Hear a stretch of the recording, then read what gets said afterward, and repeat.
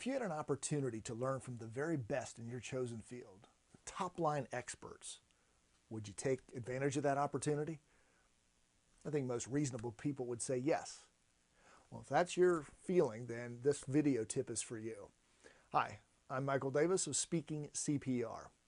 In this video tip, you're going to learn a simple piece of storytelling advice from one of the best storytelling creative consultants in Hollywood. His name is Michael Haig. If you followed me for any length of time, I've mentioned Michael before. He first came to my attention through my association with world champion speakers and also Hall of Fame speaker Patricia Fripp. Michael has been hired by individuals like Will Smith. Now, whether or not you're a Will Smith fan, you should know this. He is a storytelling expert. Will understands the power of story. And the reason he does has a lot to do with Michael Haig. Michael Haig is on retainer to work for Will Smith's production company. So when somebody like Mr. Smith recommends Michael Haig, I'm listening.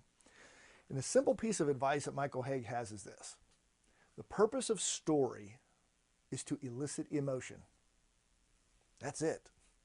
Now, that's easier said than done, but it is simple advice. And what I take from what he means by that is this. You can give people facts and figures and statistics and data, and that appeals to the left side of the brain. And people do need that at times. But if you want to stir people emotionally, you got to tell a good story. Now, not all stories elicit emotion. Think back to some of your relatives or coworkers possibly who are not the greatest storytellers. You know what I mean by saying the only emotion they elicit is probably boredom or anger just because you want it to be over. That's not what I'm talking about. What I'm talking about is a story that gets people involved in your world. And by emotion, I don't mean people have to break down and cry in hysterics or laugh hysterically. I'm talking about those type of stories that elicit emotions like the father who watches his daughter walk into the dorm for the first time as she goes off to college. Or maybe the individual who's stressed out by work because she just doesn't know if she's going to keep her job with the newest round of downsizing. Those type of emotions are relatable. And when you can hook people into a story with those type of feelings, they're much more likely to hear your message and act upon whatever it is you want them to do.